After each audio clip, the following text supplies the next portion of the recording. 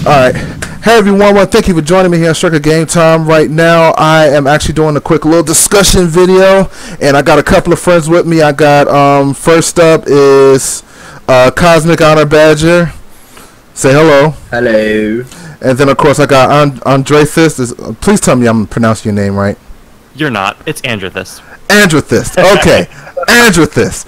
I got Andrethyst and Cosmic Honor Badger with me right now, and right now we are discussing mainly something in regards to certain fan-made games that have been coming out, and how this mainly centered around how certain big-name companies have been going about people who make fan-made games based off of their properties. So first thing, right now the video that I have on the thing right now is from one of the said fan games, which is Sonic Utopia. Now this game I actually really enjoy. Matter of fact, let me ask this real quick. Andrethyst, have you said you haven't really? What's the very first Sonic game you've actually played? The first Sonic game I played, honestly, the first one or the most recent one? The first one, like the very first one that you have ever experienced. The very first Sonic game I ever played was Sonic Adventure 1, and that was at a friend's house. Okay, so you're not familiar with the original games. I have seen them played. I'm not familiar with their gameplay mechanics. Okay. With Sonic, I played the first very one. momentum based, so it highly depends on how it feels to play it, not just watching it.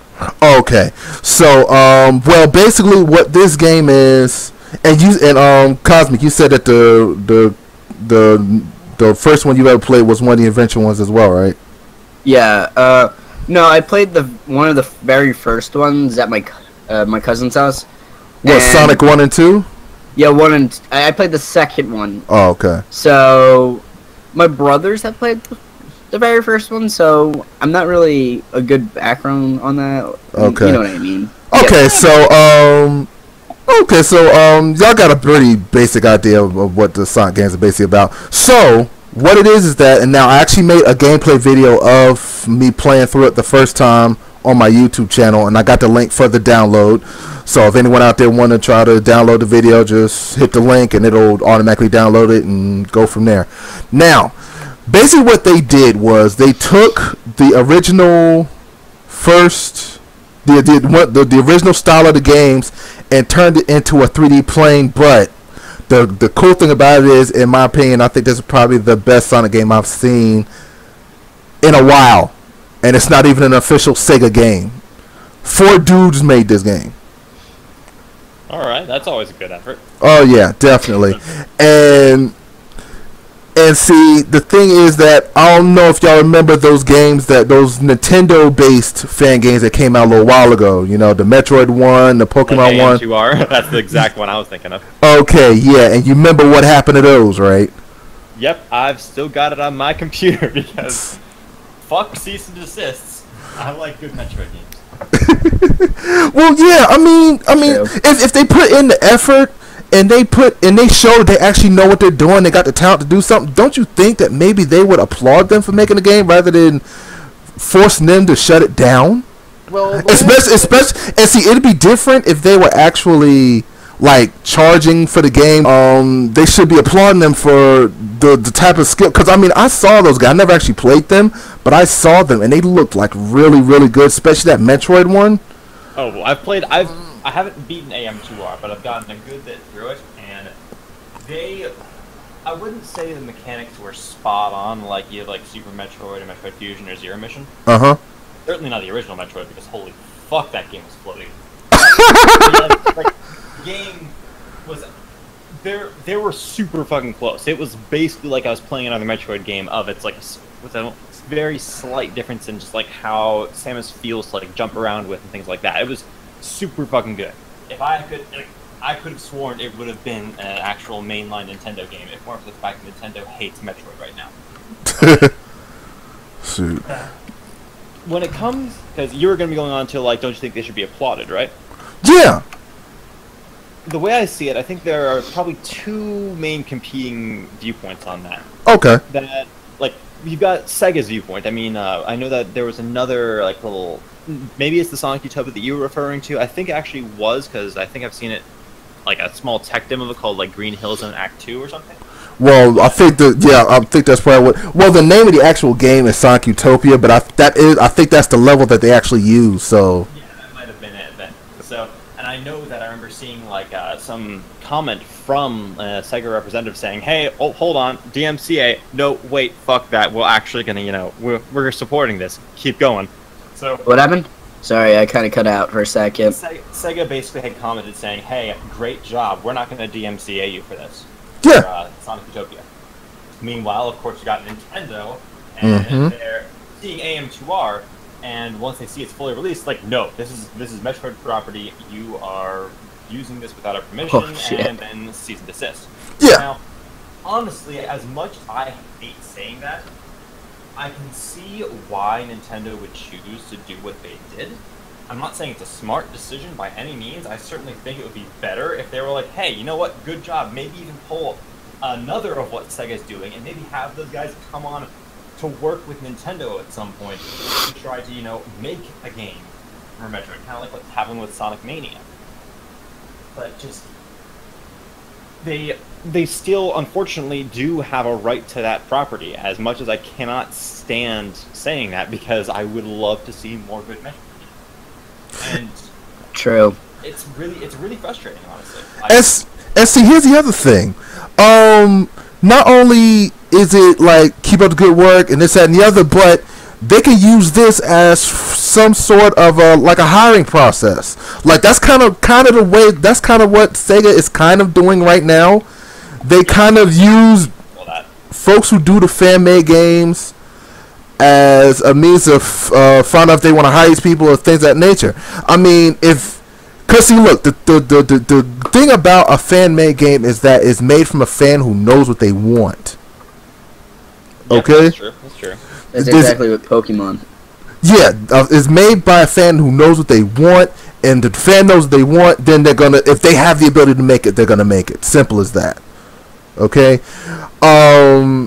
And for them to slap a DMCA, and see, I understand what you're talking about in regards to it is their right to do it, but I don't think they should do it so tenaciously.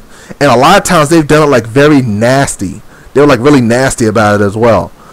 And I mean, like, it's not really hard. It's not easy to really get nastier than just cease and desisting them. It's kind of like the nastiest you can really get outside. well, I could have sworn there was a story that I heard a while ago where they actually literally sued someone over it.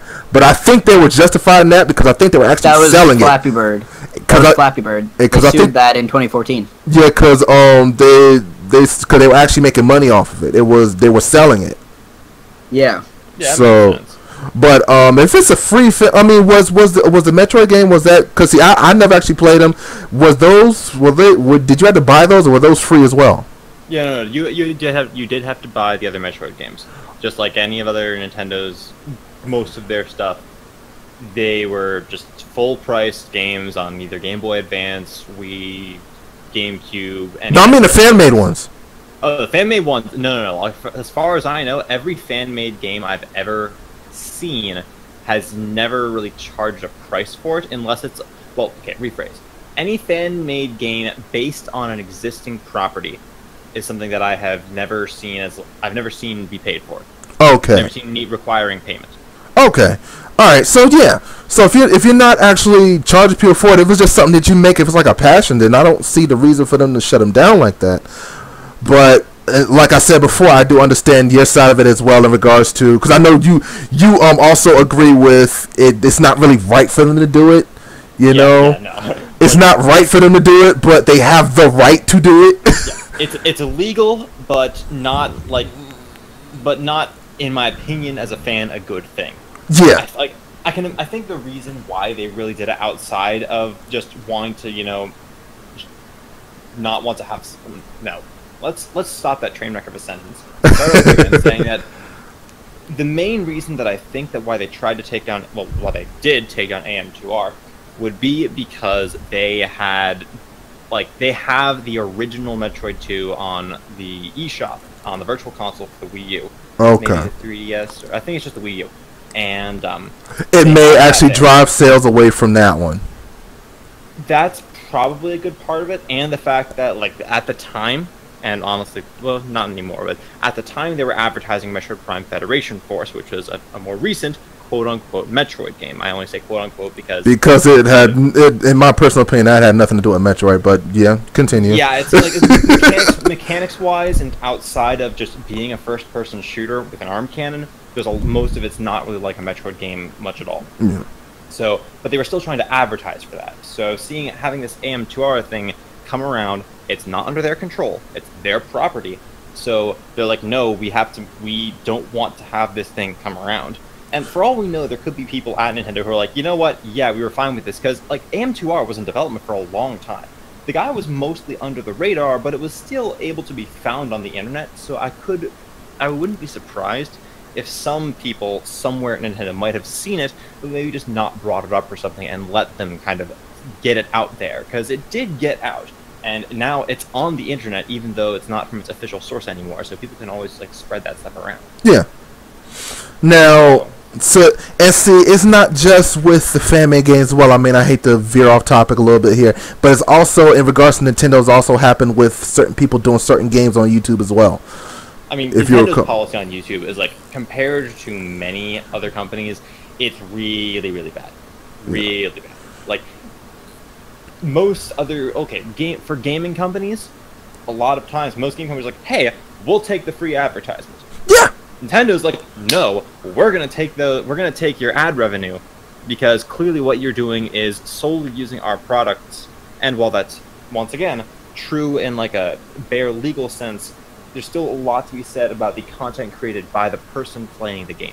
Yeah, and see, I actually kind of applaud a certain other company, Ubisoft, because not only do they they let a lot of YouTubers get a hold of Watch Dogs 2 early, okay, and then since the YouTubers they did their gameplay, their respective gameplays, this, that, and the other, and then Ubisoft reached out to them, got some clips from their playthroughs, and then made another trailer to advertise it. So do you think that maybe Nintendo could do that instead of just shutting people down? Use that to their advantage to create more advertising for themselves rather than just shutting other people down just because they can? In theory, yes. But in practice, I don't know if they would be really okay with doing that. The main reason being Nintendo is a Kyoto company. Like, Japanese companies already are often, not always, but often steeped in, like, traditional practices. Yeah. And that often revolves around having a board of directors that is not necessarily very fast to make, like, drastic changes. And Kyoto companies, at least from what I've heard, and from the limited amount of research I've done into it, Kyoto companies are, like, the even stronger version of that. Where, like, they just change happens very, very slowly. So I think that's probably the source of why Nintendo has kind of ended up being the main target for, hey, why are you doing all this shit wrong? Because I know, in regards to, oh crap, I actually forgot what I was about to say because I was just so deep in what you were saying. I talk way too much. Please, someone else, talk more. Yeah, Luke, you haven't said a word. What the hell? Because I'm showing your channel off on the video, because, yeah. Oh, okay, but I understand that, in regards to their doing their tradition and things of that nature, because I know there's actually some Japanese companies that they'd be doing the wrong damn traditions, but I'm not going to get into that right now. But, So bad. I think you know who I'm talking about, right, don't you? Uh-huh. Konami? Yeah, the one animator, he got fucked. Shoot. And then fucked them over with their new game. Uh-huh. But, and... Start on that. Not even gonna fucking start. I know, right? But, yeah. Another topic. Yeah, that's another topic for another day. Let's just move on. But, in regards to, fan-made games, because we kind of veered off a little bit there. In regards to fan-made games, it gets to the point where a lot of times, and so you know what? It's not even just games. It's fan made games, and sometimes it's fan made movies and things of that nature. I mean, I'll give you a prime example. Okay, I know all y'all know about that travesty that was Dragon Ball Evolution, right? Oh boy. Yeah. Okay. So with that, I know y'all heard about this that short film that someone did a little while ago, Dragon Ball Z: Light of Hope. Actually, I have not heard of that one, but Oh my God! When you get a chance, look it up. It's a live. Here's the thing: it is a live action Dragon Ball Z movie almost. And here's the thing, and that also goes towards this thing here with Sonic Utopia. Sonic Utopia is made by 4 dudes. Okay? 4 dudes. 4 guys. 4 guys made this Sonic Utopia game, and from what I've seen on the map, like I told Cozmic earlier, Thank you. The map that they have in this game, because like Andrethyst, you said that you haven't played this yet, right? correct. You haven't played it. Okay, the map that they have created on this game, I told him was about, in my personal opinion, it's about 45% the size of Skyrim.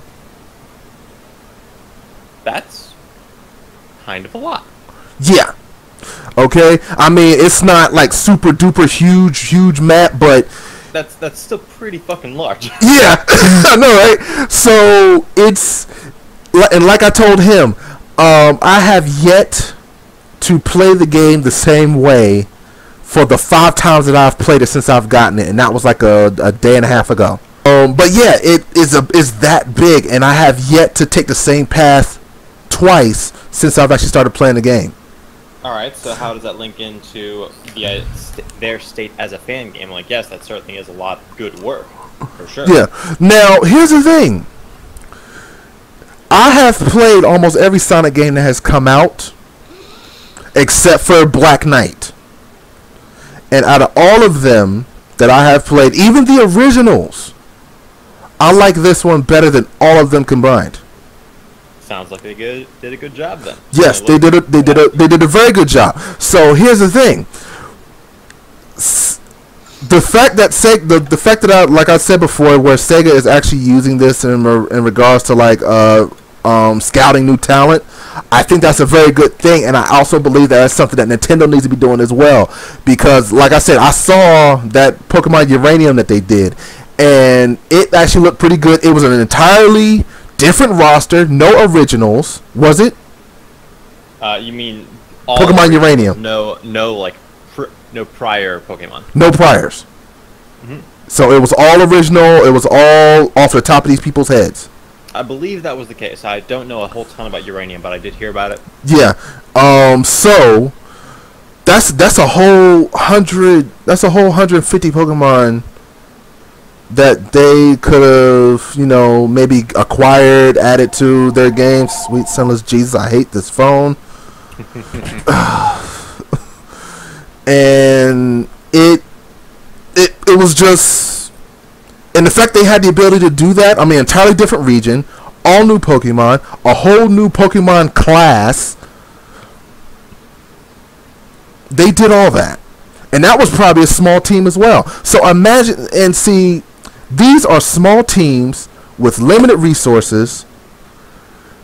Imagine if they had all the resources and the full squad and all the technology at their disposal. Imagine how good these games would actually be. They probably could do really well. Another thing they could do is they could try to have, like, they could grant fan licenses or something like that. They could try to license out their property for use within a certain limit. Okay. Then used for such games or other such products. Okay. Well, yeah, that's one way to do it as well. Okay, I could see them trying that, but the question is, would they be willing to? That is always the problem. That is the question right there. Would they be willing to? And personally, I don't think they are. Especially not Nintendo. Sega probably, but No, Nintendo, they'd be ages before they would do something like that. A fan wants more content. Yeah, simple as that. And if then in certain fan cases, if they can't get it from the developers, if they have the ability to do it, they'll do it themselves. Yep, that's always kind of what it's ended up being. Yeah, they'll just do it themselves. They'll just throw it out there themselves. So, you know, well, this video has been kind of stretched out a little long. So, any last remarks from either of you guys? Nope. Nothing? Nintendo really should try to work on, you know, changing those fucking practices, but I never really expect them to. I'd certainly like them to, but I don't expect it to get anywhere. You're not holding your breath. No. I'm holding my breath for the Switch, but I'm not holding my breath for fan games. Oh. Don't I saw the Switch. That's actually pretty interesting. Don't start on that. Yeah, we'll say that for another time maybe. Okay. So anyway, so I think we're just gonna go ahead and conclude this right here. I want to thank y'all for joining me in Striker Game Time. This was Cosmic Honor Badger and Andrethyst. Andrethyst, do you have a YouTube channel? No, actually I don't, because I don't really make YouTube videos much. Okay. I do You gaming stream. and game development, so. And you stream every now and then. If by every now and then you mean like more than 6 months ago, but That works. Okay, well, alright, well, you know what? I'll put Cosmic Honor Badger's link in the description down below. Cosmic, you need to get back on that, by the way. If you want to listen to me talk more, ask Striker to have me talk more, and I might actually do something. That's actually not a bad idea. I'll definitely be most likely inviting you back again. So thank you for joining us here for this discussion. I'm your boy Striker Dark. This is Cosmic Honor Badger and Andrethyst. Yeah. Until next time, be cool. God bless. Game on.